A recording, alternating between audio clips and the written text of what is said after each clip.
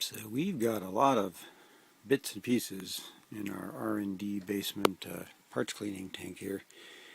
But I was just thinking 30 years of stickers and various things from projects over the years. In this case, a couple of the Jackknight dog box sets, usually for racing. Really too close a ratio to contemplate for street use. Some people are tempted because they're so strong and tough to shift for most people too. But anyway, this is part of the selection process that I go through here, putting one of these together to make them shift just as crisp as they possibly can. It's a common gripe with these old Mini Coopers that the shifters can be a bit of a stick in the mud.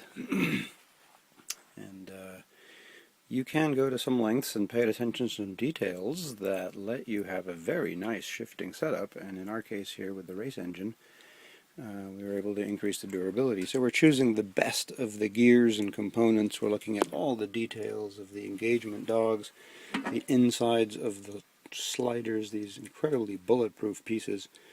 No real mechanisms, no little springs, nothing to come loose and wobble out and fail. These are just almost indestructible, unless something catastrophic happens above them usually. But part of the process, and let me zip around our basement here to several bench tops in the spirit of our usual single take videos. We've got the shift rods here as we go through whatever sets of these we have on hand, and we look to see how tight a fit we can get inside the bore here. These operate in a very limited range, of course, but if you're going to have a crisp feeling shift in one of these cars, you really have to pay attention to every one of these little details here. This play in between this rod and the sleeve that it rides in. The sleeve that it rides in gets loose in the case. These ends here can be pressed in at various depths. Oh yeah, they're pressed in. Here's one that didn't stay pressed in. And that probably still worked. These boxes are such a durable design. Eventually it may have wobbled out, say in reverse, when it's pointing downward, and you wouldn't be able to get it back into any of the gears. That would have been kind of a mystery failure for somebody. But what we illustrate here is these are pressed in at slightly different depths. And so if you look for one that actually protrudes, let's dart over to our case here. This is the 5626 rod change that's getting the dog box. This is a pure race setup.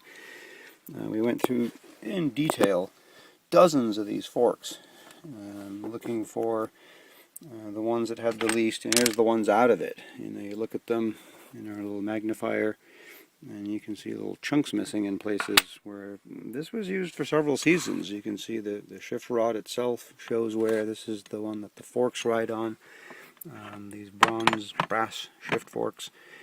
Amazingly durable, but still you find some wear in ones that have had a very hard life, such as with this application. So our selection process here, and pardon the lighting, we're just trying to show what we can here.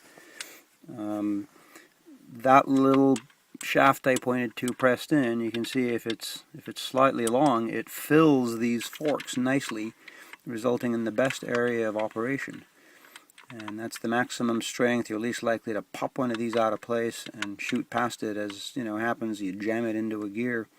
And so having this little lug as deep as possible, I think enhances the strength, cleans up the leverage, gives a slightly more effective leverage on the operation of these forks, which in turn, of course, move these shift rods on a shaft to control gear selection.